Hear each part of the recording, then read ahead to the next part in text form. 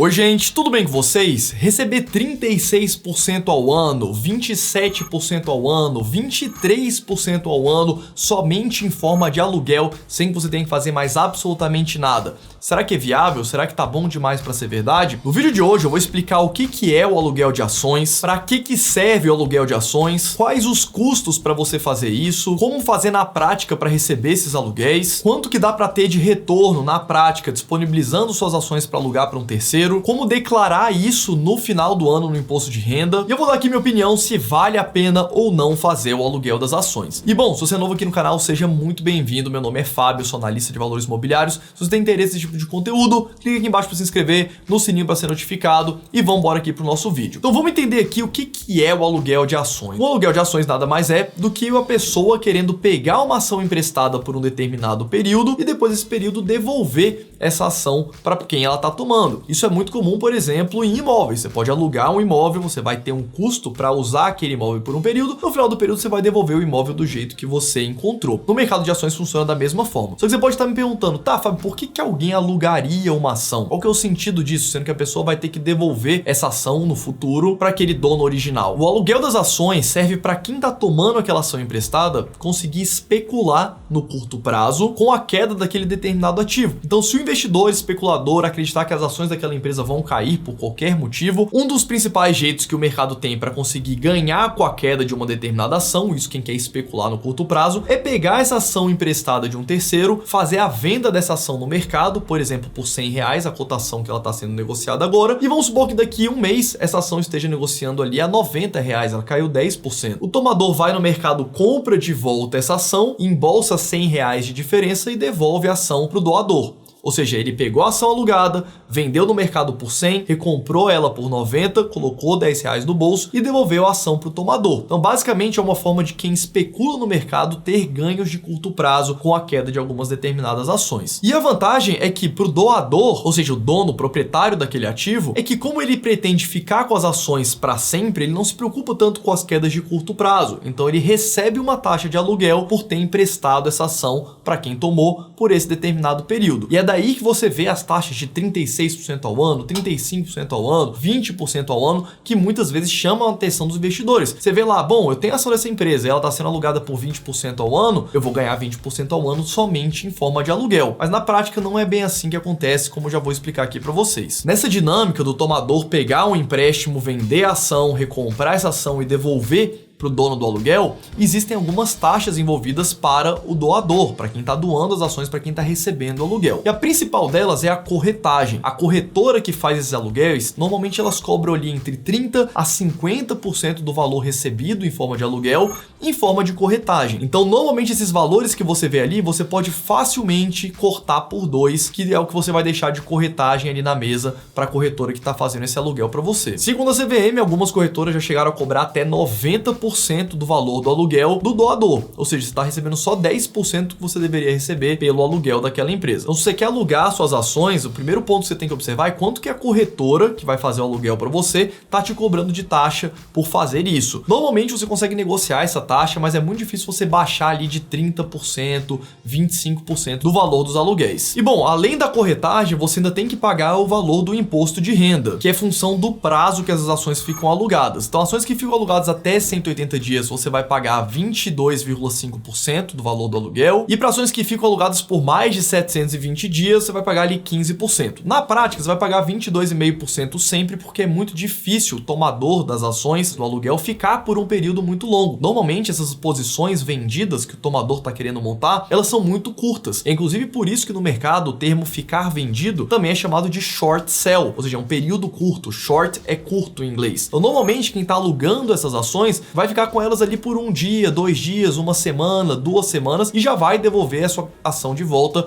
para sua carteira. E isso é feito tudo de forma automática pela corretora junto com a B3. Normalmente você só precisa habilitar esse serviço dentro da corretora. Você pode estar se perguntando, Fábio, os dividendos? O que acontece com os dividendos quando as ações estão alugadas? Os dividendos eles caem normalmente para o dono das ações. Então você vai receber sua remuneração por dividendo da mesma forma e todos os eventos acionários, bonificação, desdobramento, isso tudo fica com o dono das ações. Então, de toda aquela taxa que você viu ali, de uma determinada ação sendo alugada por 20% ao ano, 30% ao ano, até 100% ao ano, como é o caso das ações do IRB, nesse exato momento, as ações foram alugadas em média no último mês por uma taxa de 101% ao ano. Fábio, como que isso é possível? Já já a gente vai falar sobre isso. Mas aquela taxa que você vê, pode considerar que normalmente você vai receber ali entre 40% e 50% daquele valor, já considerando o que você vai pagar de imposto, que vai ficar retido na fonte, e também já considerando a corretagem que a sua corretora vai cobrar. Então a gente já vê que os valores não são tão altos assim, mas você pode estar falando, tudo bem, Fábio, mas uma taxa de 15% ao ano ainda, 10% ao ano, 5% ao ano, ainda faz sentido para uma carteira de longo prazo, já que o meu intuito não é vender essas ações, então eu não preciso ter essa liquidez no curto prazo. Lembrando que quando você aluga suas ações, na maioria das vezes você não consegue vender ela caso você precise. Mas de qualquer forma, para quem investe por longo prazo, o intuito não é vender as ações no curto prazo, não vai fazer tanta diferença assim. E a gente ainda tem algumas modalidades de aluguel que também você consegue tomar as ações de volta sendo doador. Mas na grande maioria das vezes o tomador que decide quando que ele vai te devolver essas ações. E aí que a gente entra num ponto importante, como colocar essas ações para aluguel? Quando você é pessoa física, o que você consegue fazer é simplesmente ceder a sua carteira para a própria corretora fazer esses aluguéis de forma automática. A grande questão é que normalmente o mercado não tem demanda suficiente para você deixar 100% das suas ações alugadas por 100% do tempo. E também o que costuma acontecer é que normalmente é melhor para o mercado a corretora alugar posições muito grandes. Então, se você tem uma carteira com volume financeiro pequeno, é muito mais difícil para a corretora conseguir alugar essas suas ações, porque normalmente grandes fundos que costumam operar de uma forma muito grande e vendida vão alugar blocos grandes de ações. E é muito mais fácil para a corretora fazer esse aluguel de quem tem uma posição muito grande do que pegar vários pedacinhos de clientes pequenos. Então, quanto menor é a sua carteira, mais difícil vai ser para sua corretora deixar essas ações alugadas. E mesmo que você tenha uma posição grande, ainda é muito difícil para essa corretora deixar 100% da sua carteira alugada 100% do tempo. Isso não acontece. Normalmente você vai conseguir deixar ali 15%, 20% da sua carteira alugada para o mercado. E dentro dessa lógica, obviamente, como você não vai conseguir deixar todas as suas ações alugadas por 100% do tempo, o seu retorno percentual em forma de aluguel, considerando todo o valor da sua carteira, costuma ser um valor bem baixo, muito menor do que aquele que você viu das ações sendo alugadas ali por 20, 15, 30% ao ano. Por que isso acontece, além dos motivos que eu já elenquei? Porque o tomador do aluguel daquela ação, conforme eu já falei para vocês, ele costuma ficar por um período muito curto. Imagina ele ter que pagar 35% ao ano de aluguel para montar uma posição vendida de uma ação e ficar com essa ação durante um ano, por exemplo. As ações teriam que cair mais do que 35% para a operação dele estar positiva, porque afinal de contas ele vai ter que pagar 35% do valor da ação em forma de aluguel. Então, normalmente essas taxas são altas porque a gente vê ela de forma anualizada, mas você não vai conseguir deixar o ano inteiro suas ações alugadas. Normalmente você vai conseguir deixar uma semana, alguns poucos dias, o que faz o retorno cair mais ainda. Eu montei uma tabela com o valor do aluguel do último mês de todas as ações aqui da Bolsa do Brasil que foram alugadas no último mês. E eu organizei de forma decrescente, da maior taxa para menor taxa. Vamos dar aqui uma olhadinha. Em primeiro lugar está a IRB, com uma taxa média de 110% ao ano. Fábio, como que o IRB aluga essas ações por 110% ao ano? Quem que pega um aluguel nessa taxa? Ou seja, vai ter que pagar mais do que o próprio valor da ação. Exatamente pelo motivo que eu te falei. Quem está alugando as ações do IRB para vender, está alugando pensando em ficar em uma semana, em 2 semanas, que vai dar mais ou menos ali 5%, 9%. Ou seja, a pessoa acredita que as ações do IRB vão cair mais do que isso nesse curto espaço de tempo. Por isso que a taxa fica tão alta. Segundo lugar, Traders Club, 36% de taxa de aluguel. Terceiro lugar, Domo, antiga OGX, do Ike Batista, 29% ao ano. Algumas empresas aqui que vocês devem conhecer, Carrefour, 23% ao ano. Time for Fun, Show 3, 22% ao ano. Nubank, no Holdings, uma taxa de aluguel de 15% ao ano. Gol, linhas aéreas, 13,58% ao ano. E reparem que nessa tabela aqui a gente também tem a classificação, que é uma classificação automatizada minha, de qual é o tipo de empresa, se ela é uma empresa de crescimento, de dividendos, de crescimento e dividendos. Se ela é uma empresa que está em alerta porque está com baixo crescimento, sendo que ela deveria crescer, ou se ela está em alerta porque ela teve prejuízo, a gente vê que a maior parte das ações que tem uma taxa de aluguel alta são ações que estão com algum tipo de alerta, pelo menos segundo a minha classificação. Isso é muito comum, porque normalmente o mercado mercado opera vendido, não naquelas ações que simplesmente subiram muito e o mercado acredita que ela vai cair, mas principalmente aquelas empresas que têm uma grande chance de quebrar. Então, normalmente o mercado fica vendido naquelas empresas que já caíram muito